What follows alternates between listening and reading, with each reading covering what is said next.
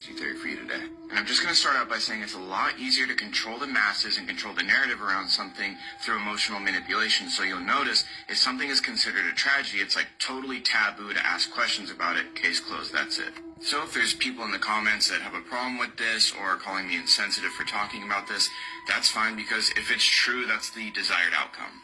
Anyway, this is the crew of the 1986 Challenger Space Shuttle mission. Infamously, on January 28, 1986, the space shuttle exploded right after takeoff. The disaster was broadcast on live television to 40 million viewers. Two men, Bob Eberling and Roger Boisjoli, worked tirelessly to warn NASA about an issue with the shuttle's O-rings, making calls and warning anyone that would listen going all the way back to October the prior year.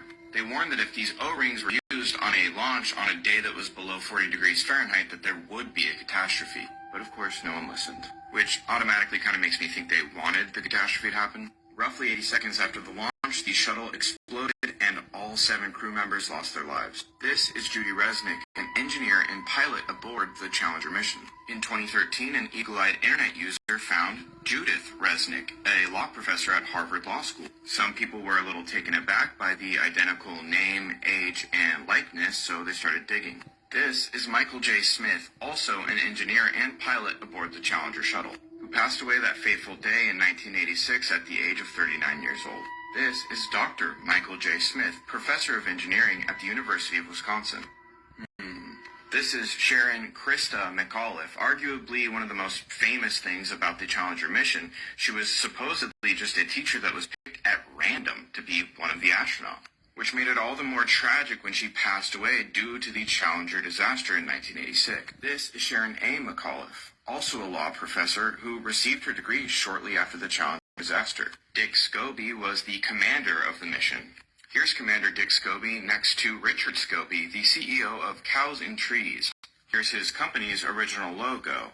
It's a cow, but it's not in a tree. It's strapped to a rocket, and gee, that jet stream kind of looks familiar. In fact, just in case I wasn't making it clear, the top picture is the Challenger ship shortly after exploding.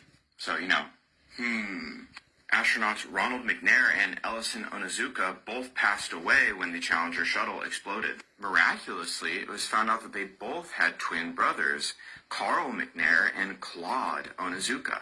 But ancestry searches were done for both Carl and Claude, and there was no birth records found. And the odds of 2 sets of identical twins in a crew of 7 are astronomical. But that's just a theory. Rest in peace to the crew of the Challenger Space Shuttle mission.